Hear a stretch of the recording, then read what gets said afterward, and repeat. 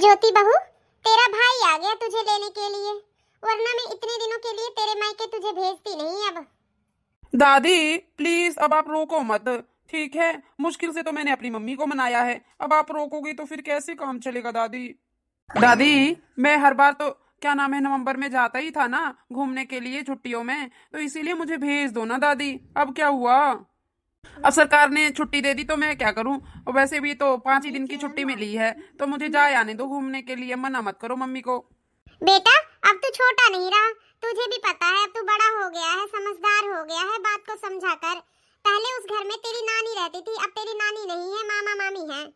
हाँ दादी, मामा मामी तो रहते ही हैं, नानी नहीं है तो क्या हुआ, मेरे मामा मामी भी मुझे बहुत प्यार करते हैं। दादी प्लीज जाने दो मुझे। ठीक है बहू, अब मुंह लटका मत, ठीक है? मेरी कोई बात बुरी लग गई हो तो माफ करना मुझे। और हाँ, जल्दी जाना और जल्दी आना। और एक बात याद रखना, कोई कुछ भी बोले, कुछ बात बुरी लग जाए ना, फोन कर देना, बिट्टू आ जाएगा तुझे लेने के लिए तुरंत। ठीक है? किसी बात की टेंशन मत लेना, और जा हंसी खुशी घूम के आ जा। नहीं नहीं माँ जी, ऐसी कोई बात नहीं है, आप बात तो सही बोल रही हो। जब तक इसकी नानी थी, मेरी माँ थी, जब तक घर घर लगता था। अब तो चलो, अब ये जिद कर रहा है तो मैं सोच रही हूँ कि ले जाऊँ, एक दो बार घुमाई लाऊं, फिर स्कूल में डाल दूंगी तो फिर कहाँ टाइम मिलेगा। अभी तो छोटा है, चलो घूम ले, चल जाएगा, बड़ा हो जाएगा तो कहाँ जाएगा। ज्योति दीदी जल्दी चलो, फिर मुझे छोड़ के आपको ऑफिस भी जाना है। अच्छा माँ जी, चलती हूँ, भैया बुला रहे हैं। ये ले बहू, कुछ पैसे रख ले अपने खर्चे के लिए। और हाँ, टेंशन मत लेना किसी भी बात का, खर्चा आराम से बेझिझक करना, ठीक है? अरे माँ जी, मुझे इतने पैसे की क्या जरूरत है? मुझे वहाँ कौन सा कुछ खरीदना है माँ जी? मैं तो बस अपने मायके जा रही हूँ, 2-4 दिन काट के आ जाऊंगी। नहीं नहीं माँ जी, ये पैसे मुझे नहीं चाहिए। नहीं बहू, कोई बात नहीं, ये पैसे तू रख ले। अब अगर तेरे यूज में नहीं होंगे, काम नहीं आएगा, तो मुझे वापस कर देना आके, मगर रख ले ये पैसे, ठीक है? माँ जी, लेकिन इतने पैसे किस लिए माँ जी? बस थोड़े से दे दो अगर देने हैं तो। अरे नहीं नहीं बहू, तो इतने ही पैसे ले जा। पहले तो उस घर में तेरी माँ थी, तो क्या नाम है, मैं तुझे खाली हाथ ही भेज देती थी, टेंशन नहीं रहता था कि चलो मेरी बहू की माँ है। अब इस बार मायके में तेरी माँ नहीं है बेटा, तो इस बार मैं चाहती हूँ अपना बैग भी भर के ले जाना, बच्चों के लिए कुछ मिठाइयाँ कपड़े खरीद लेना, और ये पैसे तेरे वहाँ काम आएंगे। जब विदाई करने लगेंगे तेरी, तो बच्चों को भी दे देना, ठीक है? ठीक है माँ जी, जैसे आप ठीक समझो और ठीक कहें वैसे ही करूंगी माँ जी। अच्छा माँ जी, चलती हूँ, अपना ध्यान रखना। दीदी, वैसे तो आप कहती हो कि जेठ जी मुझसे सारा काम पूछ पूछ के करते हैं, तो आपने मना क्यों नहीं किया? छोटी, तुझे ऐसा क्यों लगता है कि अगर मुझे पता होता कि हाँ वो दीदी को लेके आ रहे हैं ऑफिस से लौटते वक्त में, तो क्या मैं मना नहीं करती? मुझसे तो बताया भी नहीं। अरे मुझे तो खुद अभी पता लगा है कि आते वक्त ज्योति दीदी को लेके आएंगे।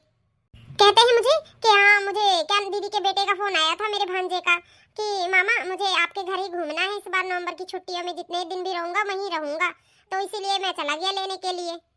वही तो, ज्योति दीदी ना अपने बेटे को, कल्लू को इतना चढ़ा रखा है ना सिर पे, कुछ कहने को नहीं। जब देखो जब नानी के घर, नानी के घर, नानी के घर। हाँ, जब नानी थी तब तक नानी का घर था, अब नानी नहीं तो नानी का घर भी नहीं है, अब मामी मामे का घर है ये, ठीक है? इतनी नहीं समझ में आती है उनको। वैसे भी दीदी को इतनी समझ होनी चाहिए कि हाँ, छुट्टियों में उनके भी बच्चे हैं, वो भी अपने बच्चों को लेके जाएंगी। हाँ, इतनी तो समझ होनी चाहिए कि वो भी तो अपने मैके ही जाएंगी ना। अब वो आके यहाँ बैठ जाएंगी तो उनके सामने हम कैसे जा पाएंगे? पहले ये बताओ, उनके बच्चे नहीं है क्या? उनका मन नहीं करता नानी नाना के घर जाना, घूमना फिरना, बातचीत करना? हाँ, वो आके यहाँ बैठ जाएंगी तो हमारे बच्चे का क्या सपना ऐसे ही रह जाएगा? हमारे बच्चे का कोई सपना पूरा नहीं होगा। हर बार का हो गया इन लोगों का, हर बार का। अरे छोटी, तुझे तो हर बार अपनी ही सोचती है, अपना अपना अपना। क्या मेरा मन नहीं करता अपने मैके जाने का, अपने बच्चों को अपने मैके घुमाने का, उनके नाना नानी से मिलाने का, उनके साथ घूमने फिरने का? वैसे भी अब तो चलो, पहले मेला लगा हुआ था, अब तो मेला नहीं लगा, कहीं कहीं लगा है, फिर भी बच्चे जिद कर रहे थे हम नाना नानी के साथ मेला देखने जाएंगे, मेला घूमने जाएंगे, वहाँ झूले झूलेंगे, तरह तरह की चीजें खाएंगे। क्या मेरे बच्चों का मन नहीं है? अब उन्होंने मेरे को अपनी फरमाइश बता दी है, अब नहीं पूरा करूंगी तो मेरे बच्चे कितने मायूस हो जाएंगे। और दीदी को तो अब क्या बोलूं, तुमने भी तो बोल दिया, दीदी के अंदर तो समझ ही नहीं है। अब अपने कल्लू को लेके यहाँ पहुंच जाएंगी तो पता नहीं कितने दिन तक रहेंगी, कब नहीं, कुछ समझ में नहीं आ रहा कि क्या करें। कुछ समय बाद। नमस्ते मामी जी। सुनो, ऐसा करो ना, ज्योति दीदी के लिए क्या नाम है चाय नाश्ते का इंतजाम करो, और कल्लू बेटे के लिए क्या नाम है खाना पीना का इंतजाम करो, ठीक है? मैं भी चेंज करके आया। मामी जी खाने में क्या बनाया? अभी टेबल पे लगेगा, फिर देख लेना। मम्मी चलो हम लोग चलते हैं नानी के रूम में, वहां पर हम अपने कपड़े रख लेते हैं अलमारी में, ठीक है मम्मी? अरे बेटा, नानी का रूम अब नानी का रूम नहीं रहा, अब उसको हम लोगों ने स्टडी रूम बना दिया है, क्योंकि अब बच्चे बड़े हो रहे हैं ना, तो अपना वहाँ टाइम निकाल के सब पढ़ते हैं। ठीक है बेटा, तो क्या नाम है, अलमारी में अपने कपड़े रखने की क्या जरूरत है? तुम 1 से 2 दिन के लिए तो आए हो, तो बैग में ही पड़े रहने दो, कोई बात नहीं। और भाभी आप ना बुरा ना माने तो एक बात कह रही हूँ कि क्या नाम है, यहाँ बरामदे में, ठीक है, एक गद्दा डाल दूंगी, 2 तकिया रख दूंगी, बुरा ना माने तो आप वहीं सो जाना। अरे नहीं नहीं भाभी, बुरा मानने वाली क्या बात है, अपने ही घर है, कहीं भी सो जाओ। ये तो नादान है मेरा बेटा कल्लू, कुछ भी कहता रहता है, बड़बड़ाता रहता है।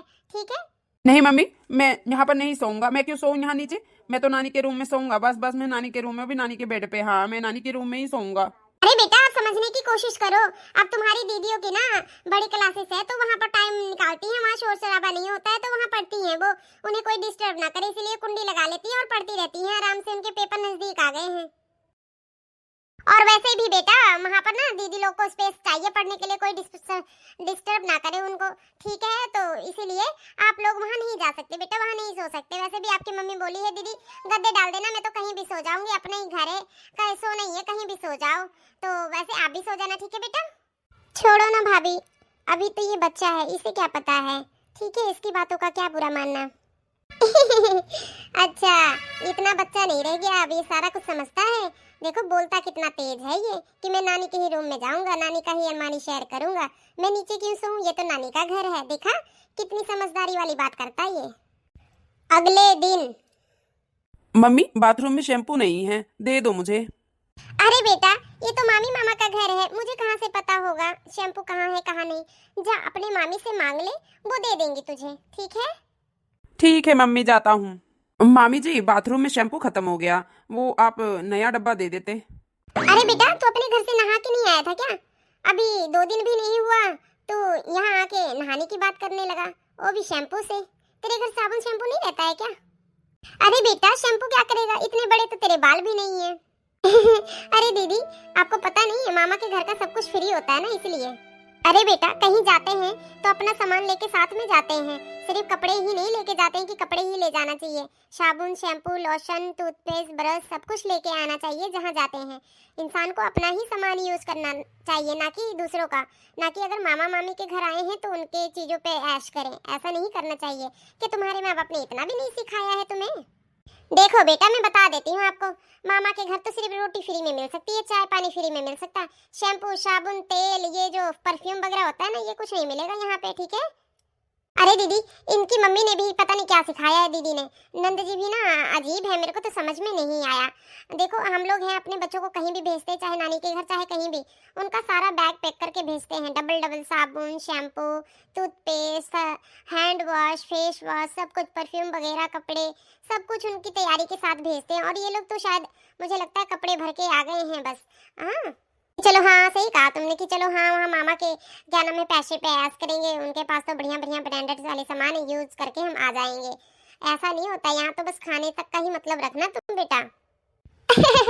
मामा के घर फ्री में मिलता है तो सोची शैम्पू खत्म हो गया तो रगड़ रगड़ के लगा लो।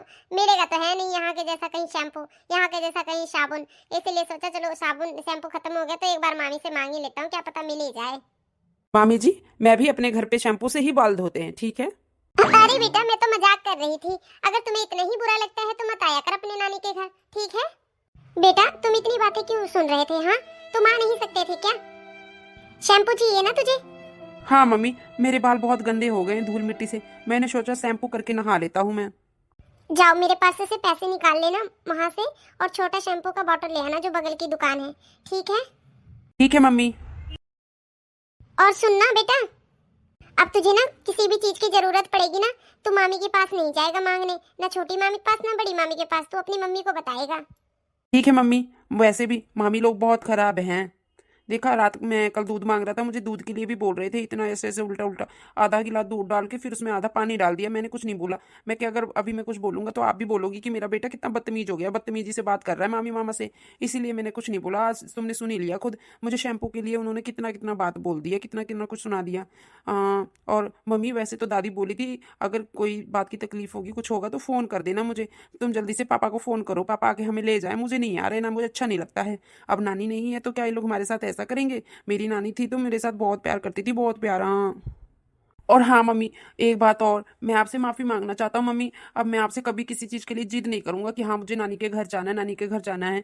मैंने दादी से भी झगड़ा किया, आपसे भी इतनी जिद की, मुझे जाना है जाना है। और मुझे ही पता लगा कि यहाँ पर कि हाँ मामा मामी लोग कैसे हैं। नानी थी तब तो मुझे बहुत प्यार करती थी, बहुत। अब ये लोग तो छोटी छोटी चीज़ों के लिए कैसे बोलते हैं, जैसे खा जाएंगे। हमने वो चीज़ें देखी नहीं है, इनसे ज़्यादा अच्छे से हम लोग रहते हैं अपने दादी के घर पे, और अच्छे से खाते भी हैं। कोई बात नहीं बेटा, तेरी क्या गलती है इसमें। पहले हम लोगों को पता नहीं था ना कि ये अब तेरी ये नानी का घर नहीं रहा, अब ये तेरी मामियों का घर हो गया है। और हाँ बेटा, कोई बात नहीं, उदास मत हो, जा तू शैम्पू ले आ और जल्दी से शावर ले ले। उसके बाद में फिर आना फिर मेरे पास, फिर मैं बताती हूँ क्या करना है। बस अब बहुत होगी।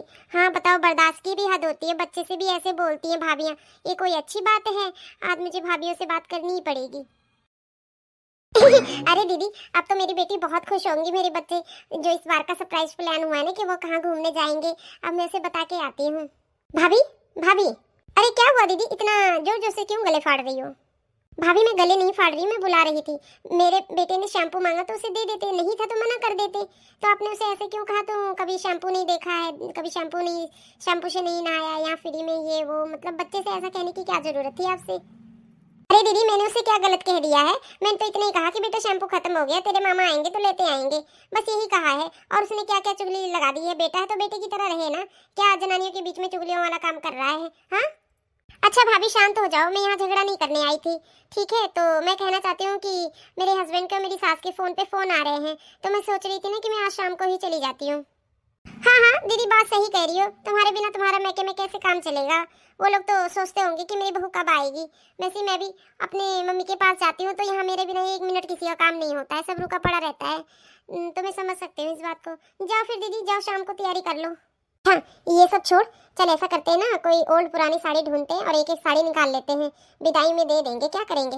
दीदी एक एक साड़ी, लेकिन माँ जी तो 5 साड़ियाँ, लड्डू और क्या नाम है, सारे चीज की व्यवस्था करके दीदी को देती थी।